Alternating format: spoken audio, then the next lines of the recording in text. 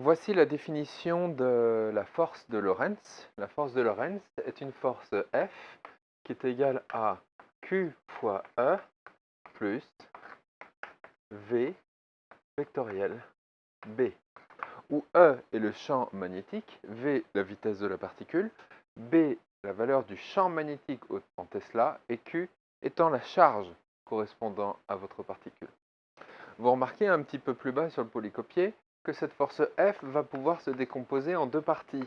F est égal à Q fois E, et puis on pourrait séparer avec Q fois V vectoriel B. Et là, on peut faire apparaître deux morceaux. Ce premier morceau, ça serait donc la force électrique. La force électrique, Q fois E plus, donc due au champ électrique qu'on note E.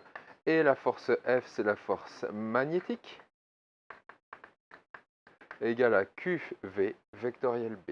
Donc cette force de Lorentz se décompose bien en deux morceaux, force électrique et force magnétique. Mais vous, bien sûr, ce que vous avez à apprendre, c'est la force globale, ici avec la formule complète.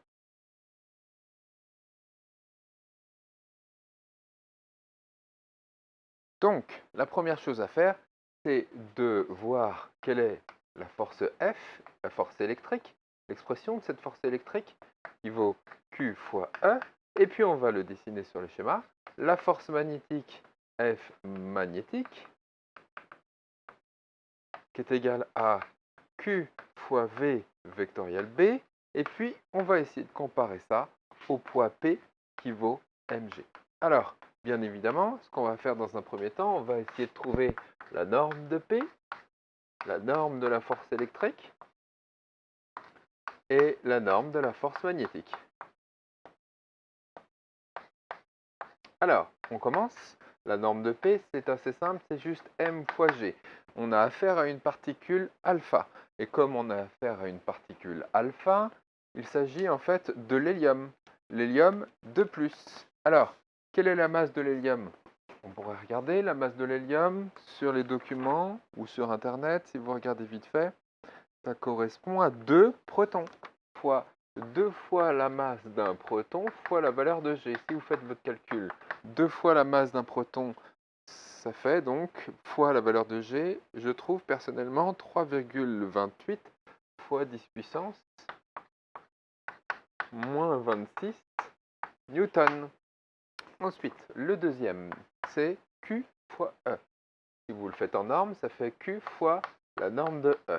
On vous dit dans le texte que Q, c'est une particule alpha, donc il y a 2 fois la charge de l'électron, fois la valeur du champ magnétique E, et le champ magnétique E a pour valeur dans le texte, c'est donné, je crois, de, si je ne me trompe pas, 10 000 volts par mètre.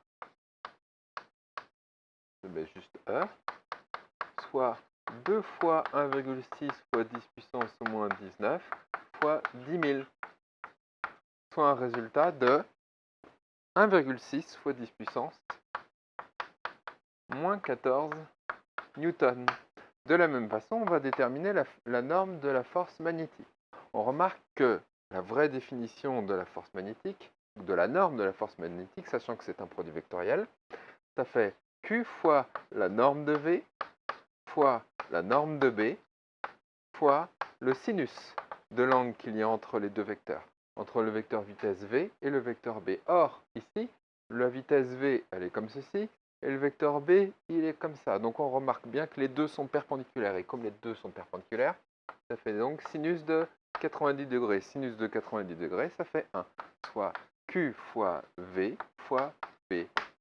On peut faire l'application numérique tout de suite. Q, on a 2 fois E, donc 2 fois 1,6 fois 10 puissance moins 19, fois la valeur de la vitesse initiale. Quelle est la vitesse initiale? On nous la donne, je crois, 5 fois 10 puissance 5 mètres par seconde, fois la valeur du champ magnétique B, qui est de 10 puissance moins 1 Tesla, et vous tombez sur une valeur de 1,6 fois 10 puissance moins 14 Newton. Je me trompe peut-être. Oui, c'est ici que je m'étais trompé, c'est pas 1,6 fois 10 puissance moins 14 pour la force électrique, c'est 3,2 fois 10 puissance moins 15. Voilà. Conclusion. La norme de la force électrique est à peu près égale ou du même gabarit que la norme de la force magnétique. Mais il y a quelque chose qui est très intéressant, c'est que ces deux forces, pour des particules élémentaires comme ceci, comme deux protons ou un électron ou autre, elles sont largement plus grandes que le poids P.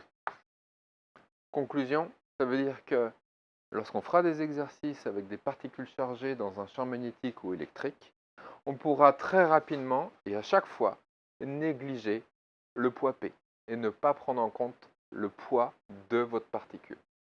Alors ici, je crois qu'on demande aussi quelle est la suite du mouvement. Quelle est la suite du mouvement pour une particule alpha qui arrive comme ça. Alors, on pourrait regarder comment ça évolue. La particule alpha, elle est chargée donc positivement. Si elle est chargée positivement, on remarque que la force électrique, c'est donc Q fois E. Q étant positif, il y aura une force électrique. Tiens, je vais la mettre en rouge. Il y aura une force électrique qui va s'imposer sur la particule dans ce sens-là. Pourquoi? Parce que dans le même sens que E, parce que Q est positif. Ensuite, on va avoir une force magnétique. La force magnétique, c'est Q fois V vectoriel B. Q est positif, donc Q fois V, le vecteur Q fois V, ce vecteur-là, il est dans ce sens-là. Vectoriel B, quand vous faites le produit vectoriel, vous faites Q fois V vectoriel B, et le résultat, c'est le majeur qui est comme ceci. Donc Q fois V vectoriel B, ça vous fait une force dirigée vers le bas. Donc, je vais le mettre en jaune, ça va vous faire une force magnétique qui sera comme ça. Conclusion, la particule, elle va prendre une trajectoire, elle va elle va partir comme ça et elle va se mettre à tourner dans ce sens-là. Après, la suite du mouvement, j'en ai aucune idée, il faudra faire tous les calculs, d'accord? Mais a priori, c'est ce qui va se passer, elle va être accélérée vers la droite et déviée vers le bas à cause de la force magnétique.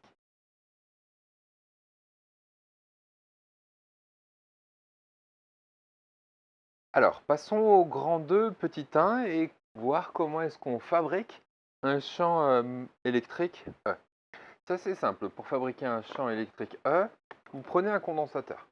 Ce condensateur, vous le chargez, vous arrangez pour mettre une tension aux bornes du condensateur, donc va apparaître des charges plus ici sur l'une des armatures, et la charge moins qu'il y a ici sur l'autre armature. Bien sûr, il y aura autant de charges plus que de charges moins. Donc une tension U apparaît, on pourra la noter ici, ça c'est la tension électrique classique que vous connaissez. Vous pouvez mettre par exemple une tension de 100 volts, 1000 volts, ce que vous voulez, ça dépend de ce que vous possédez comme tension électrique. D'accord?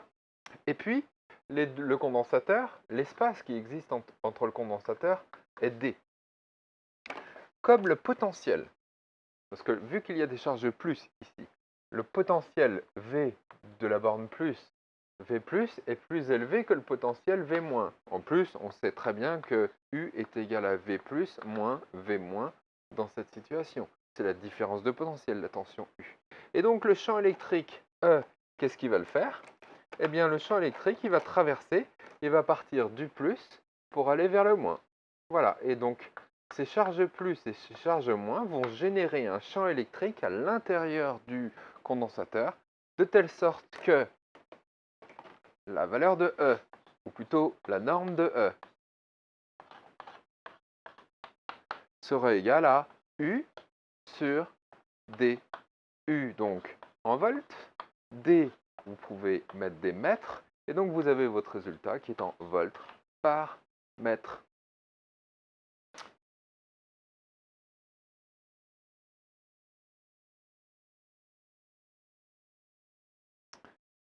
Passons au petit 2 et mouvement d'une particule.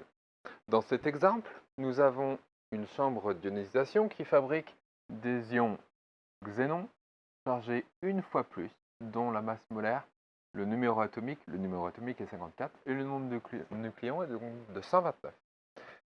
On nous dit qu'ils arrivent avec une vitesse nulle au point O1, et qu'on veut les faire accélérer pour qu'ils puissent arriver au point O2 avec une certaine vitesse.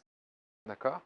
La première question est la suivante, c'est quelle est la direction, si je ne me trompe pas, donner la direction et le sens de E. Comment le savoir?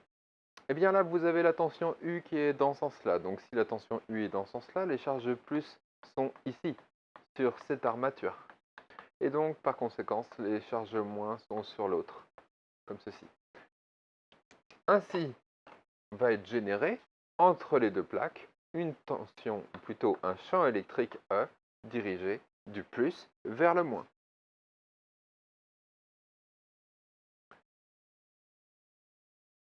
Ensuite, on nous pose la question à savoir quelle est la norme de E, ou quelle est la valeur de E. Donner la valeur de E, sachant que U vaut 750 et on a une distance D qui vaut 7,5 cm. C'est assez simple pour avoir la norme de E, mais il suffit juste de faire U divisé par D, soit 750 divisé par les 7,5 cm, on n'oublie pas de les transformer en mètres, c'est mieux, 10 puissance moins 2, soit 10 000 volts par mètre.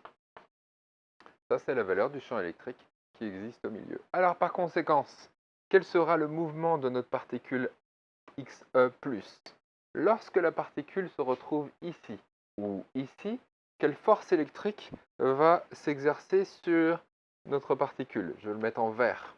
Sachant que la force F, la force plutôt F électrique, FE, est égale à Q fois E. Ici, il n'y a pas de champ magnétique. On ne nous a pas indiqué qu'il y avait de champ magnétique, donc on ne va pas en mettre. Donc Q fois E, Q est bien positif, Q c'est bien égal à plus une fois E, donc ça fait petit e fois E, avec la valeur de E qui vaut 1,6 fois 10 puissance moins 19 coulombs, eh bien est dirigé suivant quel vecteur? Eh bien suivant l'axe X collinéaire à E. On va mettre un vecteur unitaire, on n'a qu'à le mettre un vecteur unitaire I dirigé dans ce sens-là, par exemple, et puis vous allez avoir votre force F électrique qui sera donc dirigée dans ce sens-là. Cette force électrique va donc vous faire accélérer votre particule de façon rectiligne et uniforme. Donc c'est la toute dernière question, c'est indiquer le type de mouvement.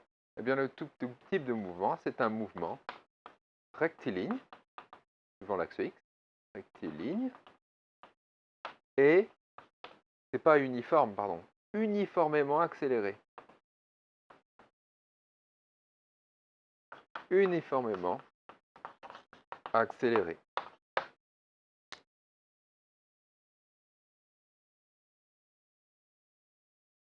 Dans cette seconde partie de l'exercice, il faut donc déterminer quelle est la vitesse de notre particule lorsque celle-ci aura atteint le point O2. C'est-à-dire, on va le mettre comme ça, quelle est la vitesse V au point O2. Ça, c'est la question qu'on se pose. Et pour répondre à cette question, on vous demande d'utiliser le principe fondamental de la dynamique ou relation fondamentale de la dynamique. Première chose à faire, notre système, qu'est-ce qu'on est en train d'étudier? C'est une particule. C'est la particule XE plus de masse, on va le noter petit m, et de charge Q. Q vaut plus E, et la masse petit m vaut 129 fois la masse d'un proton. Référentiel, le laboratoire, rapporté ici à l'axe OX, puisqu'on sait que le mouvement est rectiligne, il n'y a pas besoin de mettre OX ou Y ou Z. Vu la vitesse à laquelle ça va aller, à mon avis, ce référentiel laboratoire, il est bien galiléen. Un repère, on va prendre un repère cartésien, parce que vu que le mouvement est rectiligne, donc on va prendre un repère cartésien, on va juste mettre le vecteur unitaire I qui nous intéresse, qu'on avait déjà noté la dernière fois. Et puis donc la cinématique pour le repérage de la position. Alors je vous propose de se repérer par rapport à O1, le point O1 qui est le point de départ, donc ça ferait O1M, on pourrait le repérer par X, donc I. X correspondrait à cette distance-là, voilà. Donc la vitesse V, on pourrait mettre donc x point i, et puis pour terminer, l'accélération là, a x2 point i. Ça va jusqu'ici. Les forces, quelle force s'applique sur notre particule? Il n'y en a qu'une seule, c'est la force électrique, qui vaut petit e fois grand E fois la valeur de I, qui correspond en fait à Q fois E. Il n'y a que la force électrique, parce qu'on ne nous a pas dit qu'il y avait de force magnétique. Je néglige le poids, parce que vu la valeur du poids P par rapport à la valeur de la force électrique, donc on le néglige. Maintenant, on va utiliser la RFD pour calculer cette vitesse. Si on fait somme des forces égale MA, qu'est-ce que ça va donner? Bien sûr, on va faire ça suivant le vecteur unitaire I. Somme des forces, ça fait petit e fois grand E est égal à la masse fois l'accélération, x de point. Vous tombez donc sur une accélération x de point qui est égale à une constante, soit petit e grand E sur petit m. Première étape, on fait la primitive par rapport au temps, on tombe sur x point. X point, ça fait petit e sur grand E fois petit m fois t, plus une constante. Comment est-ce qu'on détermine cette constante? Grâce aux conditions initiales. Comme la vitesse initiale, on la connaît, la vitesse initiale à t égale 0, c'est-à-dire au point O1 était nulle, alors avec une petite correspondance, on arrive à montrer que cette constante tombe à la valeur de 0. Mais ne dites surtout pas que cette constante, c'est la valeur de la vitesse initiale. Donc on prouve que cette constante égale 0, car grâce à la vitesse initiale qui est égale à 0, on arrive à le montrer. Mais ça, vous savez déjà faire. Ensuite, on refait à nouveau une primitive par rapport au temps pour tomber sur la position x de t. Et donc vous tombez sur le mouvement 1,5 de petit e grand E sur m fois t carré plus une constante. Comment est-ce qu'on détermine cette constante? Grâce aux conditions initiales. À nouveau, qu'est-ce qu'on peut dire de x à t égale 0? X à t égale 0, c'est égal à 0. Après quelques calculs et vérifications, on montre que cette constante tombe bien à la valeur de 0.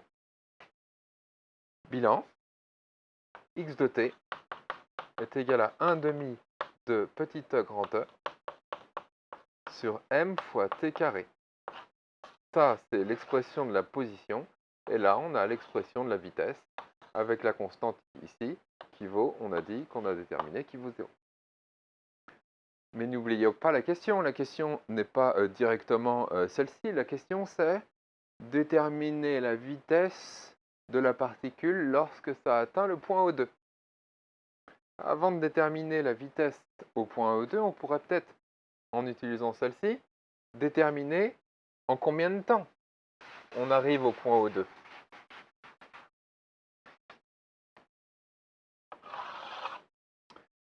On prend cette équation. Tiens, je vais la noter la numéro 2 et ça sera la numéro 1. Avec la numéro 2, qu'est-ce qu'on peut dire? Avec la numéro 2, on peut voir que lorsque x égale d, eh bien, on sera arrivé de l'autre bout. Sur le schéma, on voit bien que lorsque x vaut d 7,5 cm, on est bien de l'autre bout et je vais noter T2 au carré. T2, c'est la vitesse au point O2. Donc T2, ça nous fait racine carrée de... Donc on pourra mettre 2m fois d divisé par petit e grand E. Et cette date T2, on va remettre ça dans la numéro 1, ici. Vu que la constante est égale à 0, ça nous fait quelque chose qui est comme ça.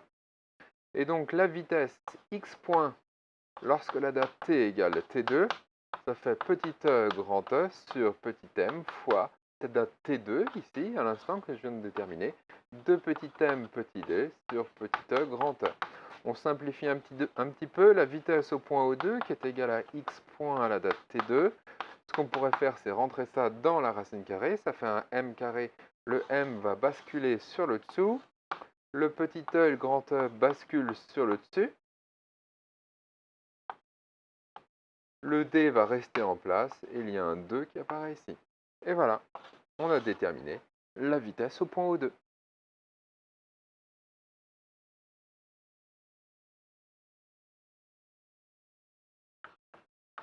Passons au petit b et réalisons le même calcul, mais cette fois-ci avec l'énergie.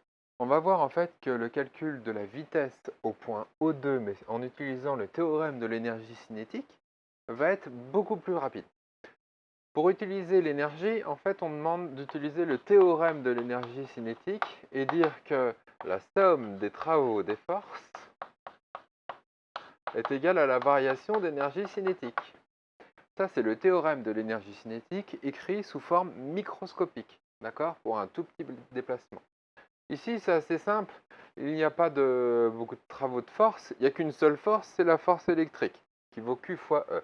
Donc, on pourrait aussi l'écrire comme ça. Et donc, le travail de la force électrique est bien égal à la variation de l'énergie cinétique. Mais quelle est l'expression du travail d'une force électrique? Le travail de la force électrique, c'est la force électrique scalaire dm. Quelle est l'expression de Fe? Fe, c'est petit e fois grand E fois I dans notre exemple. dm, le point M va se déplacer que suivant l'axe X.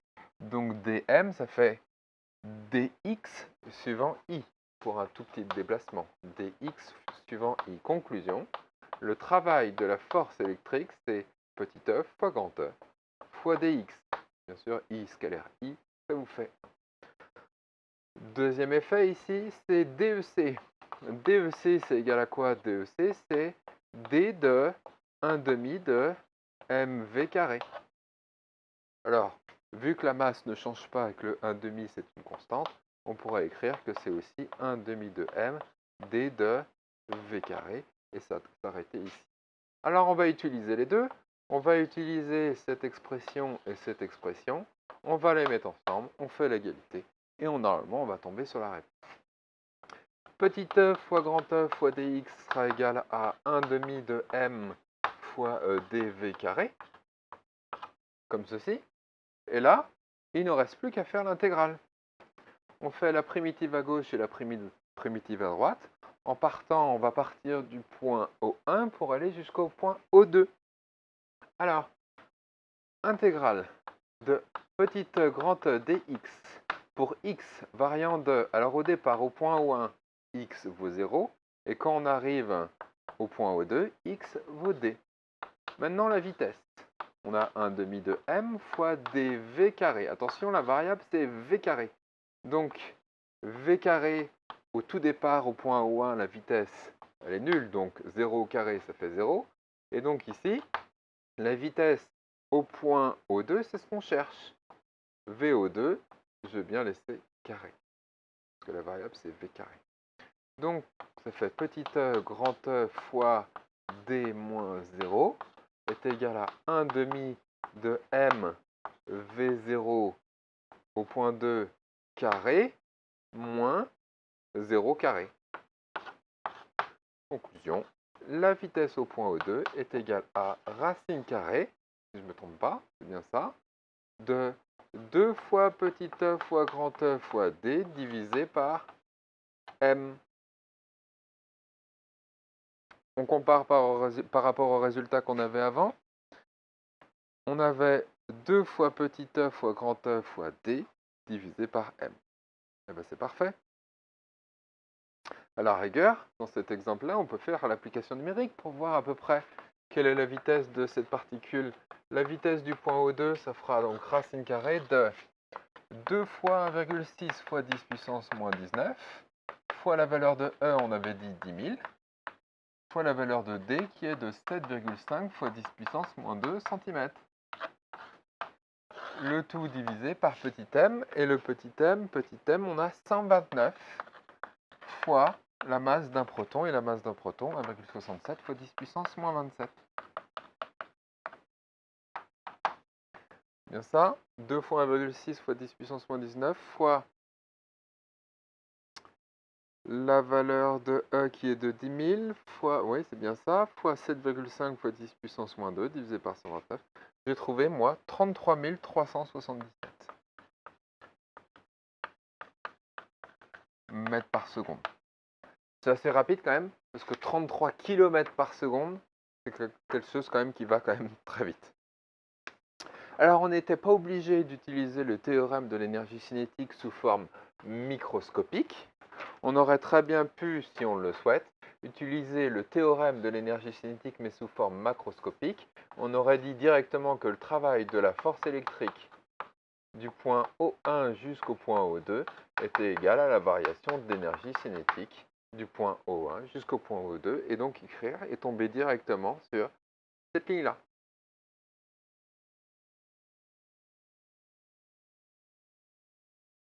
Passons maintenant au grand 3 petit 1 et la création d'un champ magnétique.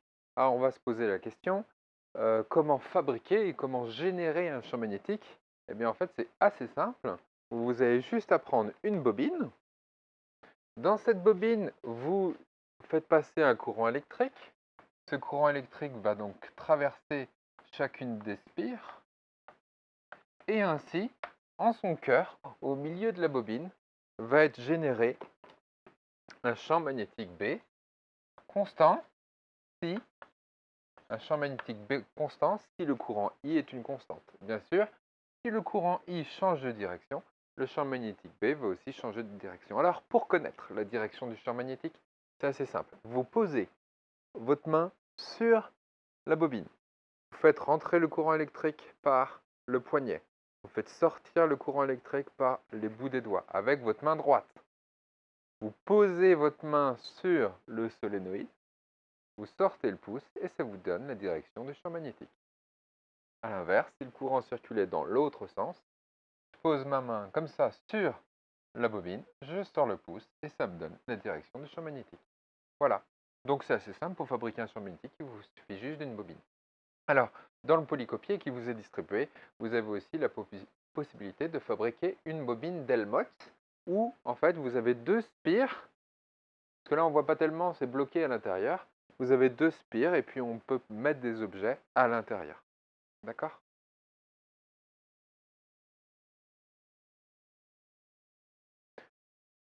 Dans ce petit 2, nous avons la force F qui s'écrit Q fois QV vectoriel B.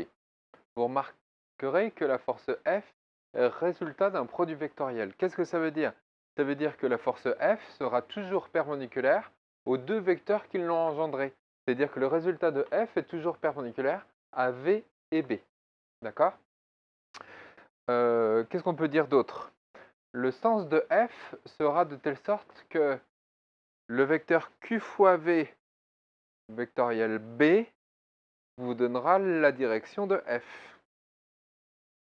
Donc, vous avez des exemples qui sont ici, et le but de chaque exemple est d'essayer de trouver le vecteur manquant. Exemple, vous avez la force F, la vitesse V0, ou la vitesse V, on n'est pas obligé de mettre V0. Eh bien, il faut trouver B dans cette situation. Dans le deuxième exemple, il faut trouver V, ici il faut trouver F, ici il faut trouver V, etc., etc. Donc, moi, ce que je vais faire, c'est que je vous propose de faire le premier ou les deux premiers exemples ensemble. Ensuite, vous faites pause et puis vous essayez les suivants. Donc, c'est parti. Pour le premier, on veut que la force F soit dirigée comme ceci, le vecteur vitesse V comme ceci, et puis, ah oui, j'ai oublié de le noter, ici, dans ce premier exemple, Q est positif, celui-ci, Q est négatif, le troisième, Q est négatif, Q positif, voilà, faut pas l'oublier, c'est quand même important, Q est négatif, négatif, positif, négatif, positif. Et pour terminer, Q est négatif. Donc allons-y. Allons-y pour le premier exemple et essayons de déterminer le vecteur manquant. Déjà, il manque quel vecteur ici? Il manque le vecteur B. Il faut que Q fois V vectoriel B vous donne F.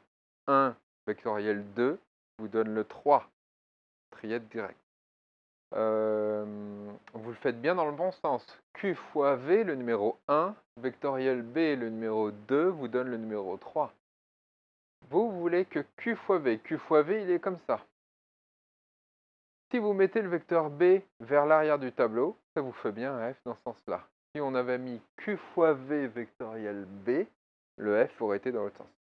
Donc Q fois V vectoriel B, ça fait F dirigé vers le bas. Donc dans le premier exemple, moi je mettrais que le vecteur B il est dirigé vers l'arrière du tableau. Le deuxième exemple, la force F, c'est vrai que là c'est mis petit f, mais on aurait dû mettre grand F, ça aurait été plus logique parce qu'ici c'était noté grand F. Grand F est donc dirigé dans ce sens-là. Alors comment est-ce qu'on pourrait faire? Q est négatif. Alors si on met Q fois V, vectoriel B, ça va vers l'arrière. Si on fait Q fois V, comme ceci, vectoriel B, ça fait bien un F dans ce sens-là. Donc ça veut dire que le vecteur Q fois V, il est comme ça. Et comme Q est négatif, la vitesse, elle est dans l'autre sens. Donc ça veut dire que le vecteur vitesse, il est dirigé vers le haut. On le refait une fois. V est comme ceci. Q fois V, Q est négatif, est dans ce sens-là. Vectoriel B, ça fait le vecteur F, bien comme ça. C'est bon. Ici, le F. Q est à nouveau négatif. Le V est dans ce sens-là. Q fois V, vectoriel B, ça fait un F vers la droite.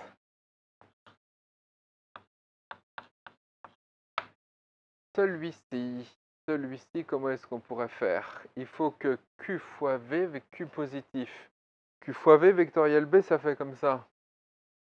Ben là, là, on va pas avoir un souci. Pourquoi? Parce que on sait que la force F, elle est obligatoirement perpendiculaire à V et à B. Mais ici, sur mon schéma, on a F qui n'est pas perpendiculaire à B. Qu'est-ce que ça veut dire? Impossible.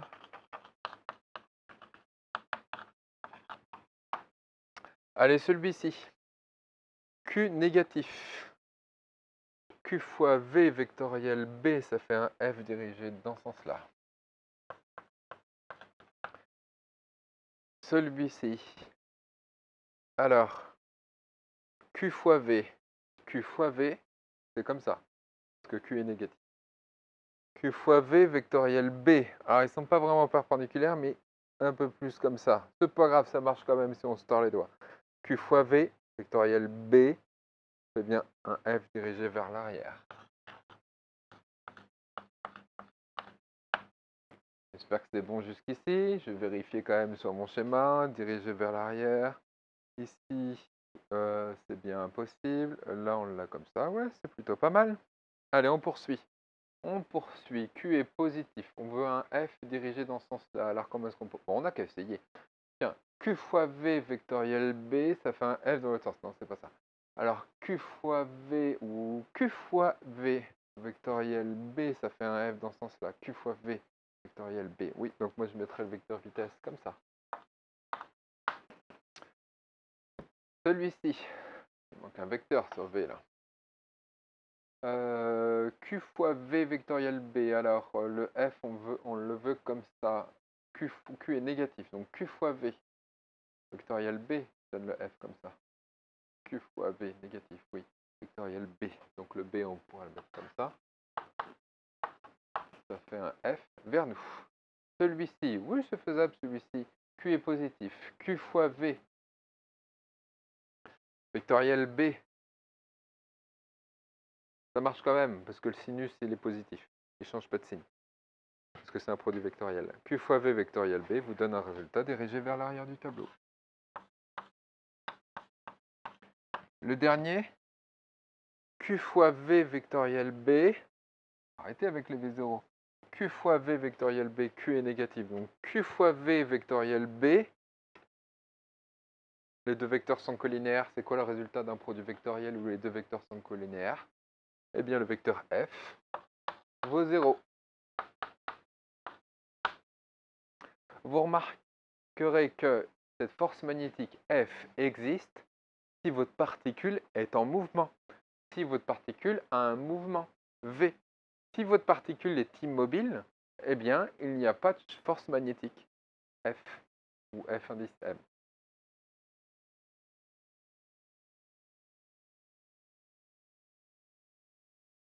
Maintenant, nous allons nous intéresser et nous allons reprendre l'ion qu'on avait déjà pris au début du chapitre, le X plus 129, je crois.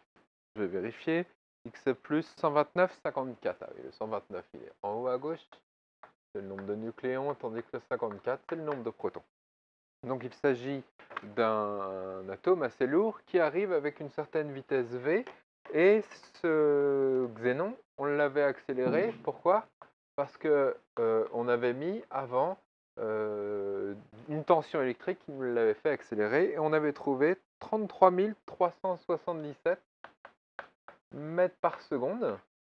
C'était donc la norme de la vitesse, la norme de V, ici, qui correspond à V, qui correspond à la vitesse initiale. Alors, nous, on veut, et la première question, c'est préciser le sens de B sur le schéma. On veut que la particule qui est ici arrive à venir toucher le détecteur ici qui a une taille de 5 cm. Donc, l'idée, ce serait de lui faire un cercle comme ça, et qui vienne taper par exemple ici, ou alors à la rigueur, si on lui fait prendre un virage plus serré, il viendra taper là, ou si on lui fait faire prendre un virage un peu plus large, qui viendrait se passer ici. Donc, on voit bien qu'on a plusieurs trajectoires possibles, mais toutes les trajectoires descendent vers le bas. On a une particule qui est chargée positivement, et on nous demande quelle est la direction dans cette zone, quelle est la direction du champ magnétique. Alors, Q fois V, ça fait comme ça. Vectoriel, le B, on le met comment? Vers l'arrière du tableau, vers l'avant du tableau, et on pourrait faire Q fois V vectoriel B, ça nous ferait bien une force comme ça.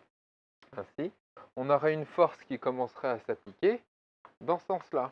Et lorsque la particule se retrouverait ici avec une vitesse V dirigée vers le bas, à cause de cette force qui l'a fait dévier, on aurait Q fois V vectoriel B, ça nous ferait bien une force perpendiculaire à la trajectoire, et cette force aurait pour effet de faire dévier la trajectoire. D'accord? D'où la courbure que ça va prendre. Très bien. On nous pose la question aussi, trouver les rayons des trajectoires pour atteindre le détecteur. Eh bien, le rayon, on va en prendre deux. On va mettre le point O1 ici avec le rayon donc R1, ça sera le plus petit rayon. Et puis on va prendre, il y a un plus grand rayon qui est ici. Donc là on va mettre O1. Et puis on peut faire un plus grand rayon O2 avec le rayon, donc R2. C'est les deux valeurs extrêmes. D'accord? Donc on comprend bien, on voit tout de suite sur le schéma. Donc c'est vrai que je n'avais pas dessiné. Le B, j'avais dit Q fois V vectoriel B, comme ça. Donc le champ magnétique B, il est comme ça. Il faut que le rayon R1 soit égal à, eh bien, 50 cm, 0,5 m. Il faut que le rayon R2 soit égal à la moitié de 1 m plus 5 cm, soit 0,525 mètres. Voilà. Ça, c'est les deux rayons extrêmes des deux cercles limites pour que la particule vienne taper sur le détecteur. Et on nous demande ainsi que les valeurs extrêmes de B. Et là, on va commencer les calculs. On va essayer de voir quelles sont les valeurs de B pour que ça puisse bien fonctionner, que ça vienne taper sur le détecteur. Et on va utiliser donc avec la relation fondamentale de la dynamique, essayer de voir comment est-ce que ça fonctionne.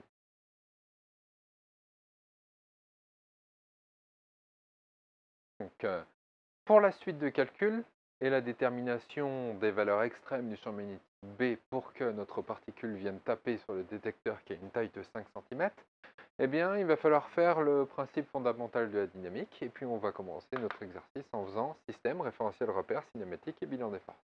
Système, qu'est-ce qu'on est en train d'étudier? C'est notre particule. Notre particule XE+, de masse, on va lui mettre une masse petit m,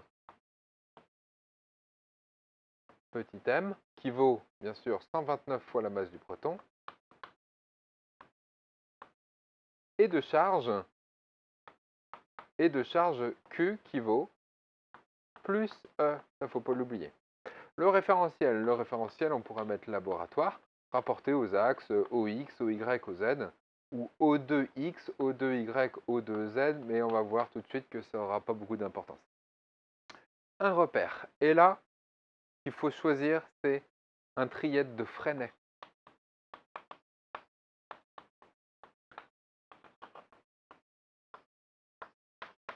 Alors le trièdre de Freinet, on va le choisir comme étant T, N. On va le mettre tout de suite sur le schéma, je vais le mettre en bleu. Donc par exemple, dans mon cas qui est ici, le trièdre de Freinet, on pourrait faire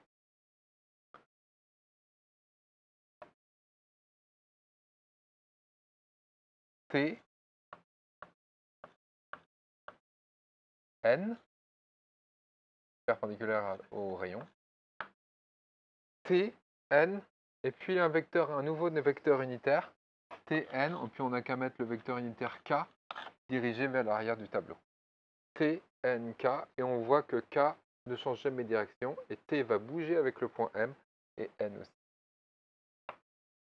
Cinématique. Mais cinématique, dans le triade de Freinet, ça va assez vite.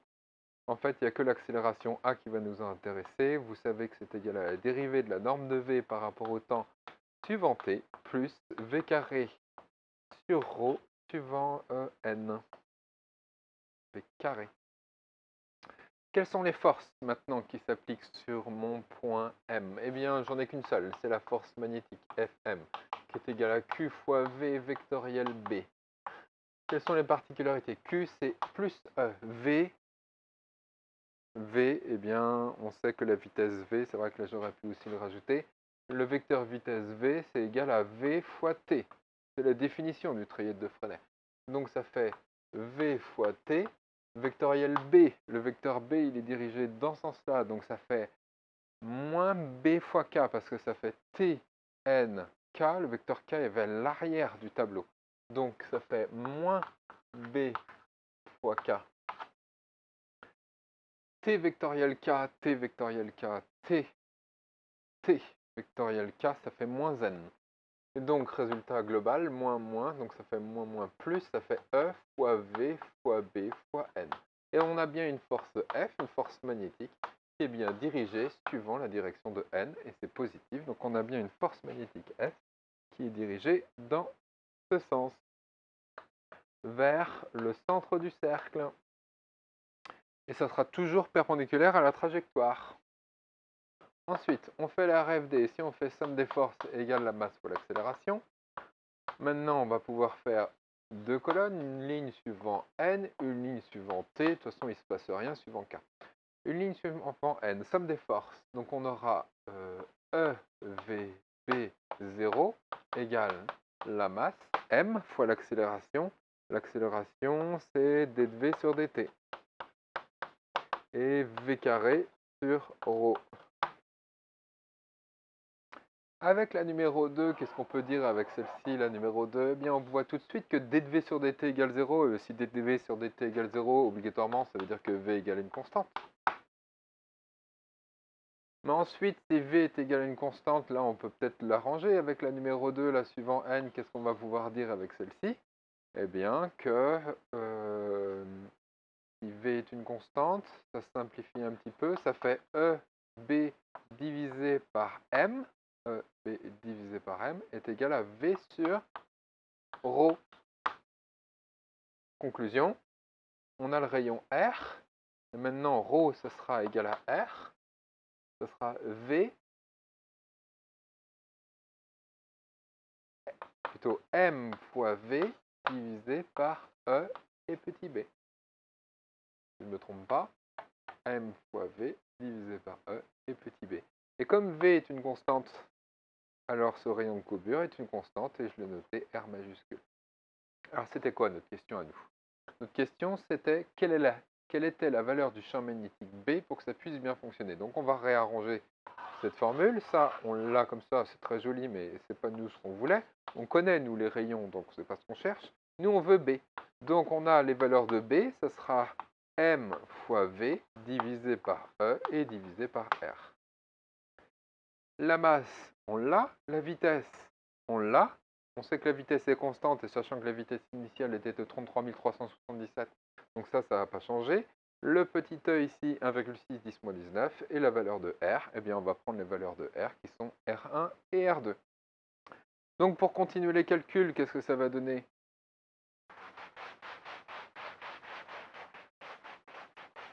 On n'a plus qu'à faire les applications numériques. Application numérique, on va déterminer la valeur de R1. Pour la valeur de R1, ce sera la masse M, on a dit 129 fois la masse d'un proton, fois la valeur de V, qui est ici, divisé par E, qui vaut 1,6 fois 10 puissance moins 19. Et donc, on va mettre c'est B1 ici, pardon, B1, et puis là, on va mettre R1. On l'écrit, l'application numérique, 129 fois, quelle est la masse d'un proton? Alors, la masse d'un proton, c'est 1,67 fois 10 puissance moins 27. 1,67 puissance moins 27 fois la valeur de ma vitesse en mètres par seconde, 33 377, divisé par 1,6 fois 10 puissance moins 19 fois la valeur du rayon R1 de 0,5. Une valeur de B1 de, alors moi j'ai trouvé 90 millitesla. De la même façon, c'est pas très compliqué, si vous voulez aller avoir la valeur de B2, qu'est-ce qu'il faut faire? Il faut juste changer le rayon et ici placer le rayon à la place d'ici, vous placez le rayon R2. Et donc ici, vous allez me placer pas 0,5 mais 0,526. Et en plaçant 0,526, moi j'ai obtenu 85,6 millitesla pour le rayon, pour le champ magnétique, pardon, B2. Et donc, si B1 vaut 90 millitesla, le virage il sera plus serré.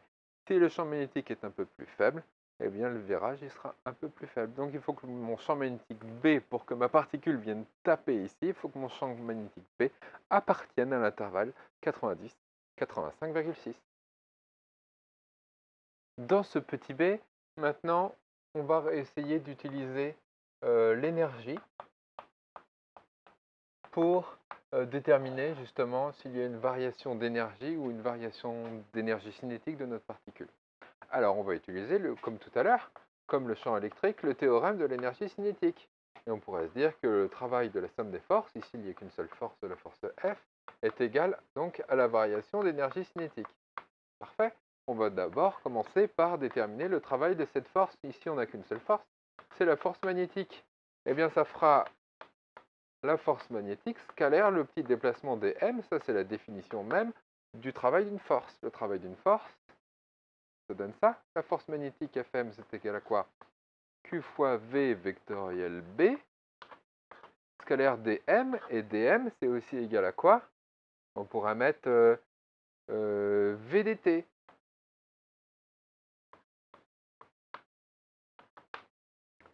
Et maintenant, on va essayer de faire ce produit scalaire. C'est bien un produit scalaire. Mais qu'est-ce que vous remarquez? Que ce vecteur qui est ici a été engendré par ce produit vectoriel.